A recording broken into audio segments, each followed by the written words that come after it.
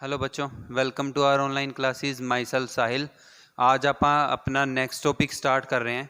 Last time देखो हमने Bohr का एटॉमिक मॉडल, उसकी लिमिटेशन सब पढ़ लिया था। बोहर का एटॉमिक मॉडल अपना कंप्लीट हो गया था। अब बोहर के एटॉमिक मॉडल की कुछ लिमिटेशंस थी। उनमें से जो मेजर लिमिटेशन थी,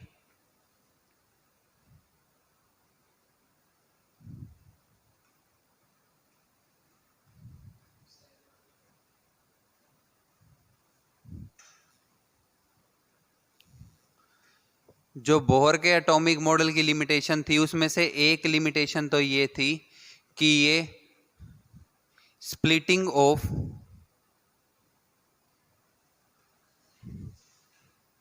lines, further splitting of lines of hydrogen atom, इसको एक्सप्लेन नहीं करता था। ठीक है, फिर हमने ये आगे इसमें पॉइंट पढ़ा था कि भाई जो बोहर का एटॉमिक मॉडल है, इसके अंदर हम मल्टी इलेक्ट्रॉन सिस्टम पे इसको लगा नहीं सकते। It was not applicable to multi electron system. ये सब इसकी लिमिटेशन थी। अब इनको ओवरकम करने के लिए, ठीक है, अब देखो नेक्स्ट टॉपिक यहां से है, to overcome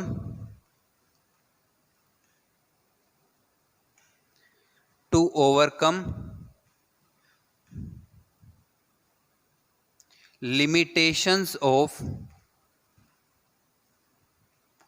Bohr's atomic model. Bohr के एटॉमिक मॉडल की लिमिटेशन को ओवरकम करने के लिए नया एटॉमिक मॉडल हमने जनरेट किया था। New atomic model was given.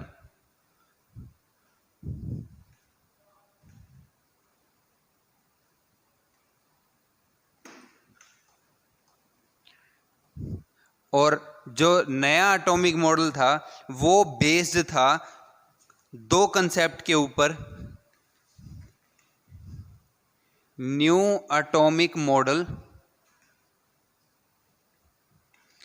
Is based on, दो कंसेप्ट के ऊपर बेस्ड है ये। एक तो है डी ब्रोगली हाइपोथेसिस, और दूसरा है Heisenberg uncertainty principle.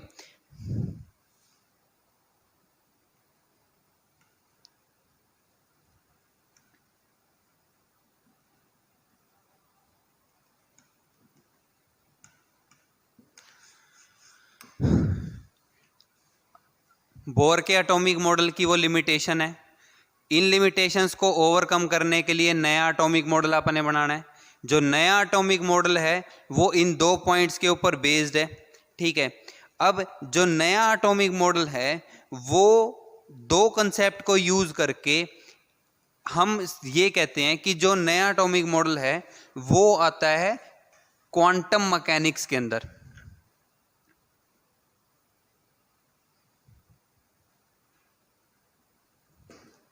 Quantum mechanics और wave mechanics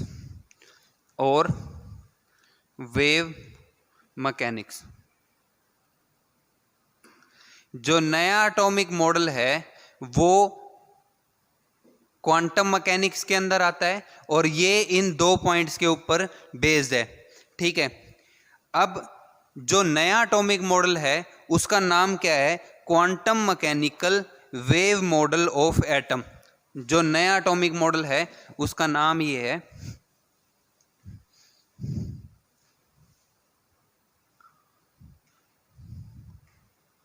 new atomic model is called as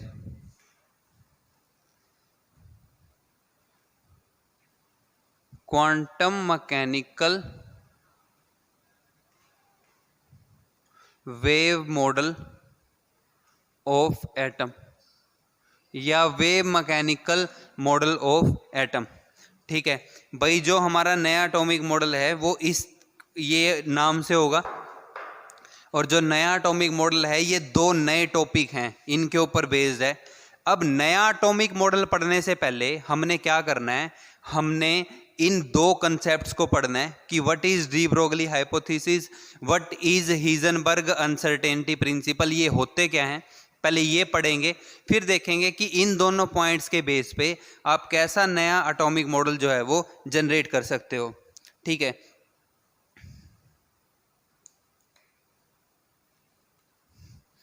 अब आप इस पे से ना कई बार बहुत सारे ऐसे क्वेश्चन बन जाते हैं कि जो बोहर का एटॉमिक मॉडल है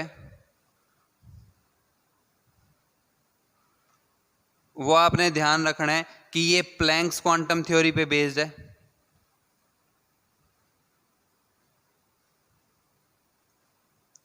और जो वेव मैकेनिकल मॉडल है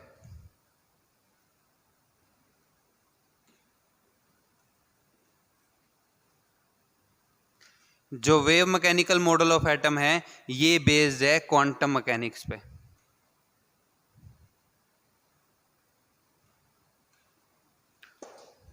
this is based on classical mechanics. Okay, अब भाई अपना काम ये है, हम 1 बाय 1 इन टॉपिक्स को पढ़ेंगे, इन दोनों को, इन टॉपिक्स को पढ़ के उसके बाद फिर हम क्या करेंगे, अपना नया एटॉमिक मॉडल जो है वो जनरेट करेंगे। अब देखो ये टॉपिक हैं क्या। सबसे पहले हम स्टार्ट कर रहे हैं डी ब्रोगली हाइपोथेसिस से। तो देखो डी ब्रोगली हाइपोथेसिस क्या है, क्या कहता है ये।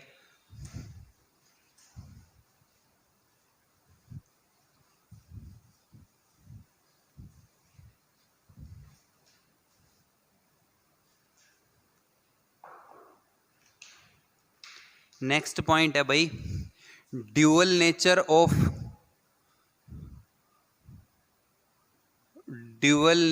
Of matter and radiation,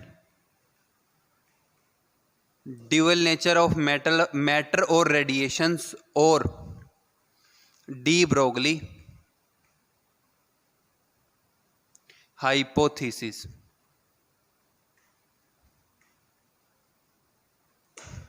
dual nature of matter and radiation and de Broglie hypothesis.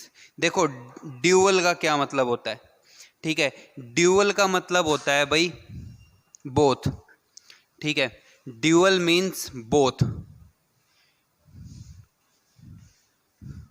Dual means both, that is wave and particle nature, wave nature and particle nature. अब इस point का मतलब क्या है, इस पॉइंट का मतलब ये है कि कोई भी जो मैटर है, मैटर कोई भी जो चीज है वो दोनों नेचर शो करती है, वेव नेचर भी शो करती है और पार्टिकल नेचर भी शो करती है। ठीक है, अब इसका मैं आपको एक एग्जांपल देता हूं।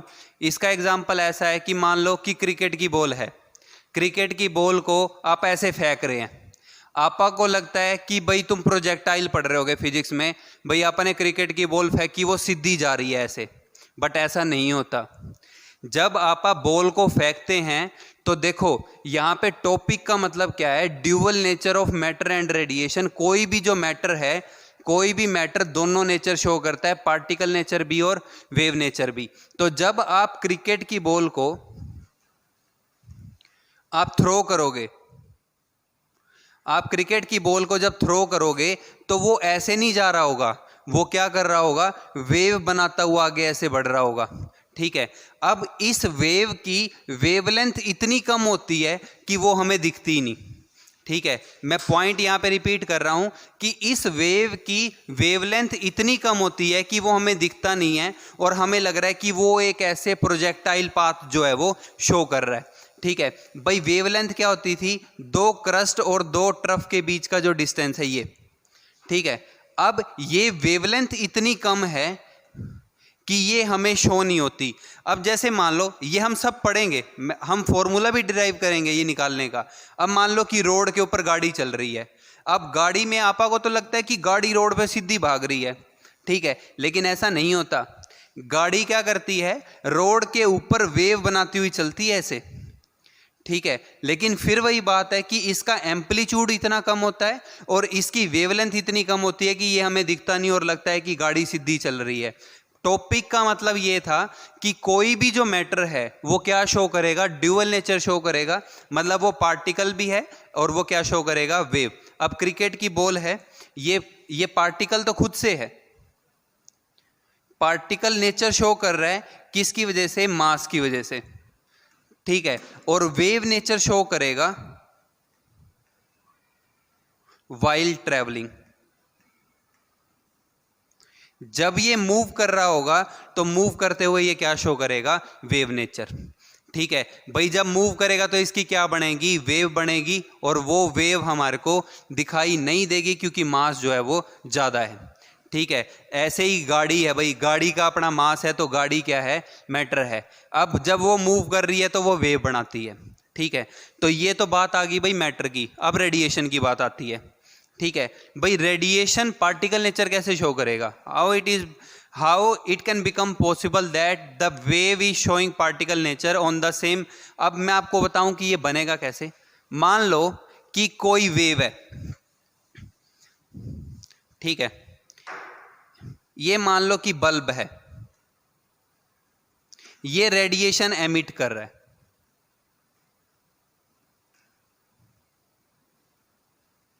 ये क्या कर रहा है, रेडिएशन को एमिट कर रहा है। ये बात मैं आपको पहले बता चुका हूं कि जो रेडिएशन एमिट हो रही है वो किस फॉर्म में होती है, इन फॉर्म ऑफ फोटोन,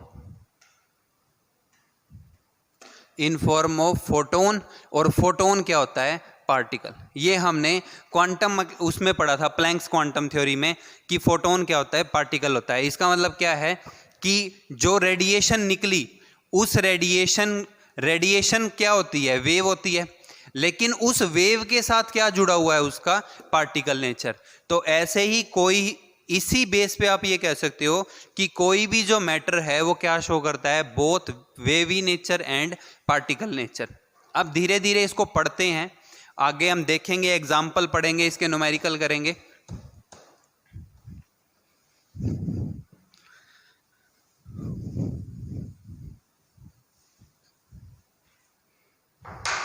अब देखो, एक आपने ये पढ़ा हुआ है E is equal to MC square, ये आइंस्टाइन इक्वेशन है।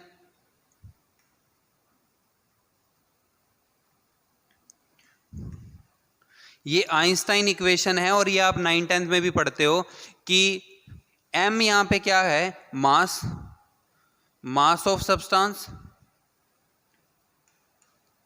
E क्या है, एनर्जी, C क्या है, स्पीड ऑफ लाइट, स्पीड और वेलोसिटी ऑफ लाइट, स्पीड या वेलोसिटी ऑफ लाइट, और इसकी वैल्यू फिक्स होती है 3 × 10⁸ मीटर पर सेकेंड। ठीक है, अब इसके बाद ये इक्वेशन हमारे को शो कर रही है कि एनर्जी किस चीज से जुड़ी हुई है, मास से। ठीक है, अब ऐसे ही एक इक्वेशन हमने ये पढ़ी थी, E is equal to H nu. एक इक्वेशन हमने ये पढ़ी थी, यहां पे E क्या है, एनर्जी है। ठीक है, H क्या है, यहां पे प्लैंक्स कांस्टेंट है। न्यू क्या है, यहां पे फ्रीक्वेंसी है। ठीक है, अब ये भी एनर्जी है, ये भी एनर्जी है, दोनों को इक्वेट कर सकते हैं। इक्वेशन 1 और 2 मान लें और दोनों को हम क्या कर देते हैं, इक्वेट कर देते हैं। ठीक है, अब इस केस के अंदर अगर मैं ये कहूं कि इफ वी आर एज्यूमिंग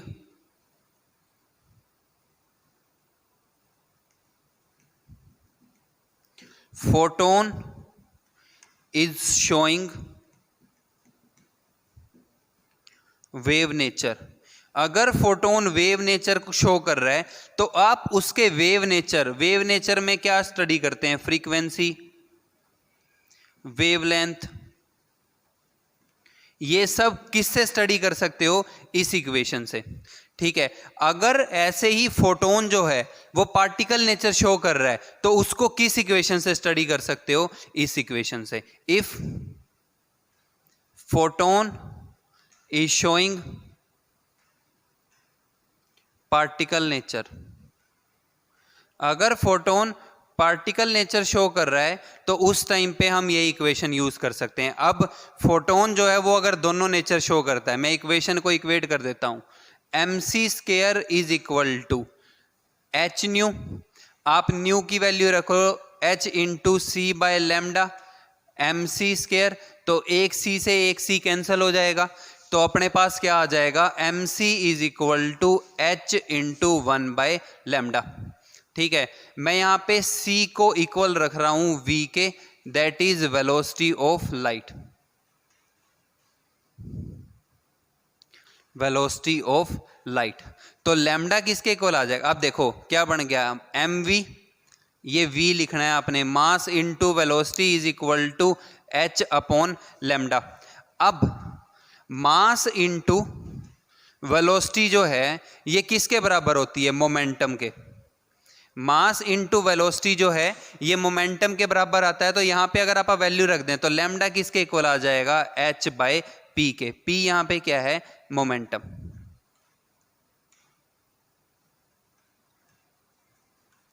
तो अपने पास दो इक्वेशन बन सकती हैं, lambda is equal to H by M V लिख लो या lambda is equal to H by P लिख लो। ठीक है, तो ये जो इक्वेशन है इसी को आप कहते हैं de Broglie equation. This is de Broglie equation. अब ये इक्वेशन से आप क्लियरली जज कर सकते हो, वहां पे मास भी है और क्या है? वेवलेंथ है।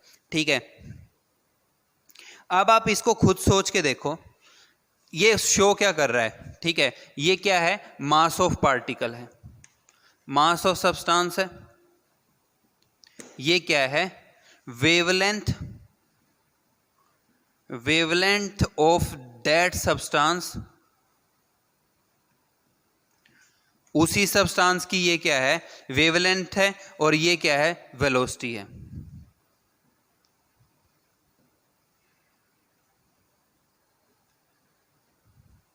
और यही क्या है? वेलोसिटी है। ठीक है, तो this is the equation of de Broglie. अब इस इक्वेशन के लिए मैं आपको बताता हूं कि कैसे वेवलेंथ बनेगी, कैसे सब्सटेंस मूव करेगा। तो अब देखो नेक्स्ट पॉइंट हम इसमें स्टडी कर रहे हैं।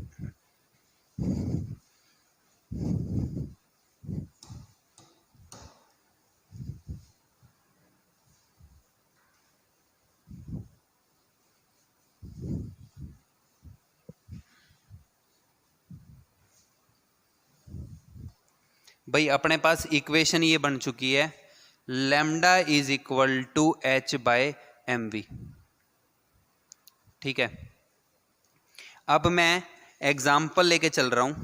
ठीक है, मैं एग्जाम्पल ये लेके चल रहा हूं कि let a cricket ball, let a cricket ball is moving with a speed of 60 metre per second. मैं ये मान के चल रहा हूं कि ये कोई एक क्रिकेट की बॉल है जो 60 मीटर पर सेकेंड से मूव कर रही है। ठीक है, अब सेम ऐसे ही अब मैं ये मान के चलता हूं, let a electron is moving, let a electron is moving with speed of 60 metre per second, और एक इलेक्ट्रॉन मूव कर रहा है जिसकी स्पीड कितनी है? 60 मीटर पर सेकेंड है। ठीक है, अब इस बॉल के कॉरस्पॉन्डिंगली इसकी वेवलेंथ निकालते हैं, तो lambda is equal to H upon M V. Planck's constant की वैल्यू कितनी थी भाई? 6.62 इंटू 10⁻⁻34 जूल सेकेंड ठीक है। अब आप जूल के डायमेंशन बना लो और जूल के डायमेंशन बना के जब आप इसको सोल्व करोगे तो ये हमारे पास बच रहा होगा किलोग्राम मीटर स्क्वायर सेकंड की पावर -1। ये मैंने आपको शुरू की यूनिट में करवाया है कि जूल के आप डायमेंशन कैसे बना सकते हो, तो ये बनेंगे अपॉन मास। अब क्रिकेट की बॉल है जिसका मास कितना है, let a cricket ball of mass 0.1 kilogram ले लेते हैं। Let a cricket ball of mass 0.1 is moving with a speed of 60 metre per second. तो यहाँ पे क्या आ जाएगा 0.1 किलोग्राम, यूनिट का ध्यान रखना है, यूनिट कटनी चाहिए, इनटू स्पीड या वेलोसिटी कितनी है 60 मीटर पर सेकेंड, सेकेंड ऊपर चला जाएगा, ठीक है। Second inverse second cancel, kilogram से किलोग्राम कैंसिल, मीटर से एक पावर कैंसिल, तो 1 मीटर बचेगा, ठीक है। अब अपन ने इसको सोल्व करना है तो ये आएगा 6.62 इंटू 10 की पावर -34 मीटर अपॉन 0.1 इंटू 60, ठीक है। 0.1 को आप 1/10 लिख सकते हैं, तो 1/10 लिखेंगे तो 10 ऊपर जाके मल्टीप्लाई, 0 से कट गया 0 भाई। अब अपने पास क्या बच रहा है 1.10 इंटू 10 की पावर -34 मीटर। तो जो क्रिकेट की बॉल मूव कर रही है इसकी वेवलेंथ कितनी आएगी 1.1 गुणा 10 की पावर -34 मीटर, ठीक है। अब आप एक बार इसको सोच के देखो कि हो क्या रहा है, कि वेवलेंथ थी क्या। मान लो कि ये वेव है, तो दो क्रस्ट के बीच का जो डिस्टेंस है इसको आप क्या कहते हैं लैम्डा। दो क्रस्ट या दो ट्रफ के बीच के डिस्टेंस को आप क्या कहते हैं लैम्डा। अब इसको अगर आप देखो तो ये पावर नीचे आ जाएगी, तो लैम्डा क्या बन रहा होगा 1.1/10 की पावर 34 मीटर। अब एक को अगर आप 10 की पावर 34 से डिवाइड करते हो तो सोचो कितनी छोटी टर्म आ रही होगी, पॉइंट के बाद पहले 34 जीरो आ रही होंगी पॉइंट के बाद, तो ये तो बहुत ज्यादा छोटा नंबर है, ठीक है। ये इतना छोटा नंबर है कि ये किसी भी इंस्ट्रूमेंट से मेजर नहीं हो सकता, ठीक है। Can not be measured with any instrument. और हमारी आंख इस चीज को नोटिस कर ले ये तो पॉसिबल ही नहीं है। तो जो मैंने आपको शुरू में एग्जांपल दिया वो यही था कि भाई मैंने क्रिकेट की बॉल फेंकी, अब क्रिकेट की बॉल मैंने फेंकी तो हमारे को लग रहा है वो सीधी जा रही है, ऐसे ऐसे कर्व हो रहा है, या मान लो कि आप उसको लीनियर पाथ शो करवा रहे हो, वो लीनियरली जा रहा है, ऐसा नहीं होगा। वो हमेशा कैसे जाएगा वेव बनाता हुआ आगे जाएगा, बस उस वेव की वेवलेंथ इतनी है कि आपको दिखाई ही नहीं देती, ठीक है।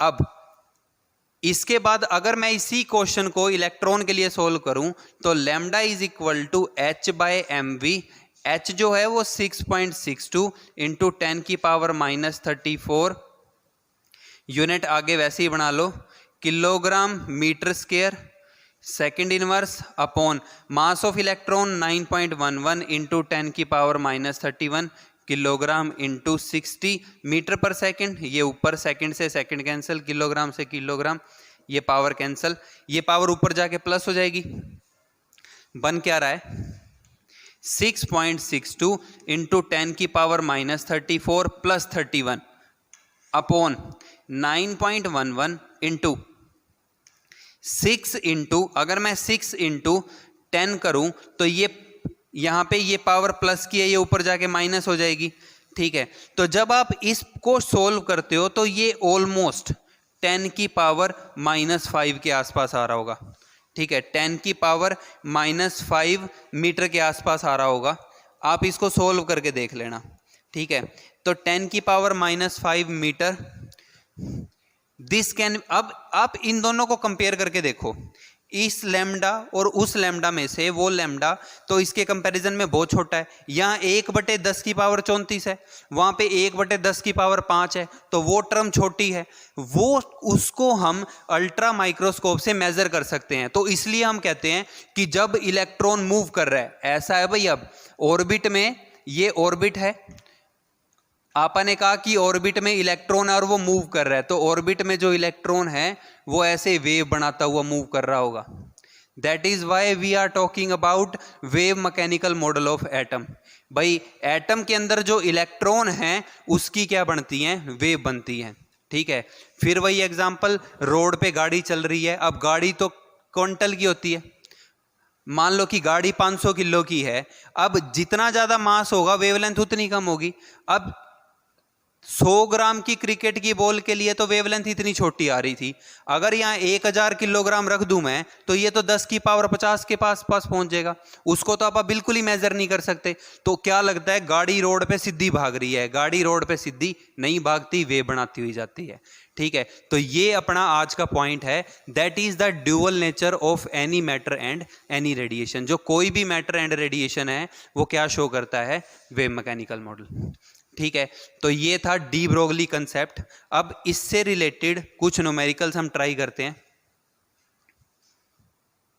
हेलो, हाँ बच्चों, अब देखो इसके बाद नेक्स्ट है कि भाई जो हमारे पास, अब हमने दो थ्योरी पढ़ ली, एक इलेक्ट्रोमैग्नेटिक वेव थ्योरी और एक डी ब्रोगली थ्योरी, जिसमें हम मैटर वेव, हम ये कह रहे हैं कि कोई भी जो मैटर है उसकी क्या होती है, वेव होती है। तो अब सबसे पहले पॉइंट ये आता है कि भाई मैटर वेव और इलेक्ट्रोमैग्नेटिक वेव में फर्क क्या होता है।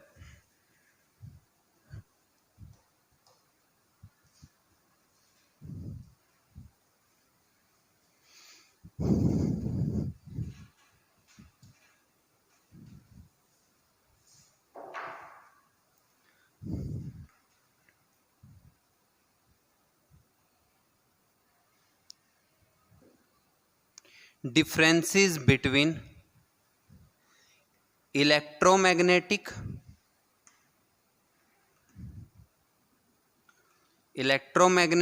waves and matter waves।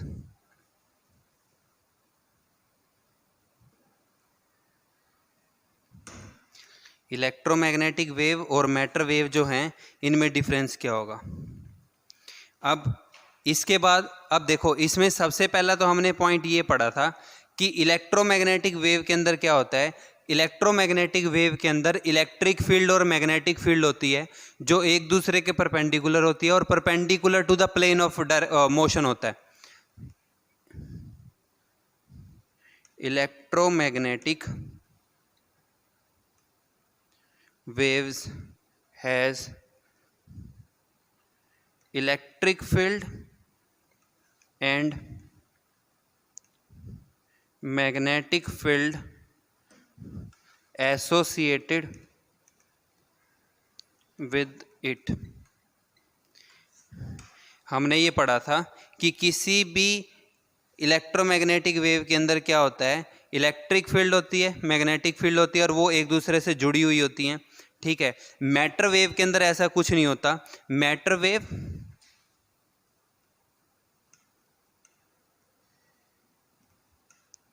Matter waves has no electric field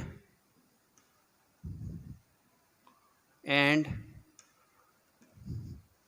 magnetic field. जो मैटर वेव हैं इनके अंदर इलेक्ट्रिक फील्ड और मैग्नेटिक फील्ड जो है वो नहीं होती। ठीक है, इसके बाद हमने एक पॉइंट ये पढ़ा था कि इलेक्ट्रोमैग्नेटिक वेव जो हैं they can travel in vacuum. Electromagnetic wave जो हैं इनको ये वैक्यूम में भी ट्रेवल कर सकते हैं, लेकिन मैटर वेव को ट्रेवल करने के लिए हमेशा मीडियम की ज़रूरत होती है। ठीक है, तो दूसरा पॉइंट यही है। तो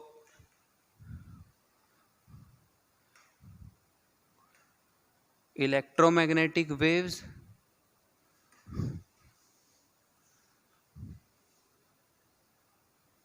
matter waves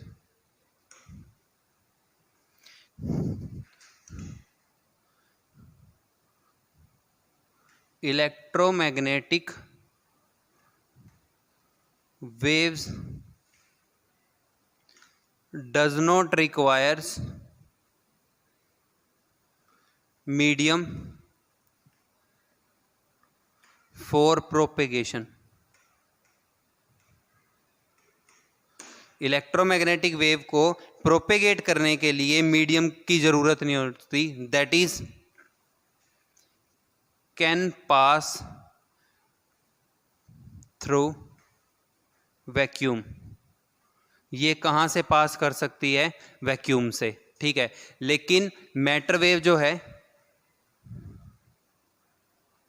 matter waves requires medium. Matter wave को किस चीज़ की ज़रूरत होती है? मीडियम की ज़रूरत होती है ट्रैवल करने के लिए, ठीक है। इसके बाद फिर हमने इलेक्ट्रोमैग्नेटिक वेव में ये पॉइंट पढ़ा था कि कोई भी जो इलेक्ट्रोमैग्नेटिक वेव है वो ट्रैवल करती है विद स्पीड ऑफ लाइट, ठीक है। इसके बाद नेक्स्ट पॉइंट ये था कि any electromagnetic wave travels with speed of light.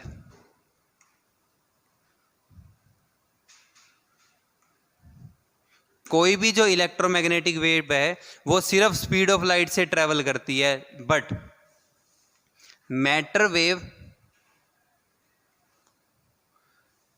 Can travel with low speed.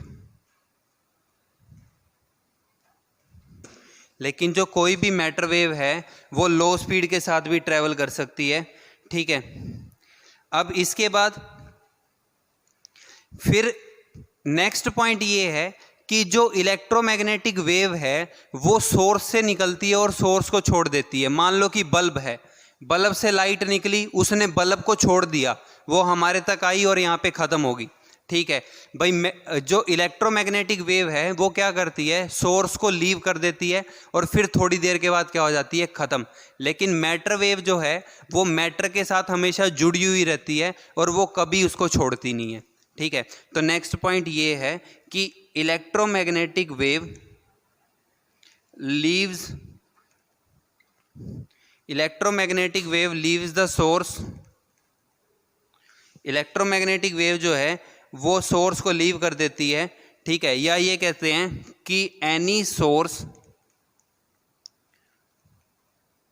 Emits electromagnetic wave. Example bulb, ठीक है। बट मैटर वेव में क्या होता है? Matter wave are always associated with matter. लेकिन कोई भी जो मैटर वेव है वो हमेशा किससे जुड़ी रहती है? मैटर से, ठीक है। और इलेक्ट्रोमैग्नेटिक वेव की जो वेवलेंथ है वो किससे फाइंड करते हैं हम? वेवलेंथ, ये इंपॉर्टेंट पॉइंट है भाई बहुत, ये चीज़ का ध्यान रखना है। न्यूमेरिकल सॉल्व करते भी हुए भी ये चीज़ आएगी, आपको इस चीज़ का ध्यान रखना है कि जो wavelength of any electromagnetic wave, किसी भी इलेक्ट्रोमैग्नेटिक वेव की जो वेवलेंथ है लैम्डा, वो हम निकालते हैं nu is equal to C by lambda होता है, ऐसे निकालते थे ना, nu is equal to C by lambda, तो lambda is equal to C by nu, ठीक है। किसी भी इलेक्ट्रोमैग्नेटिक वेव की जो वेवलेंथ है वो इससे निकलेगी। लेकिन अगर कोई मैटर वेव है, lambda is equal to H upon M we.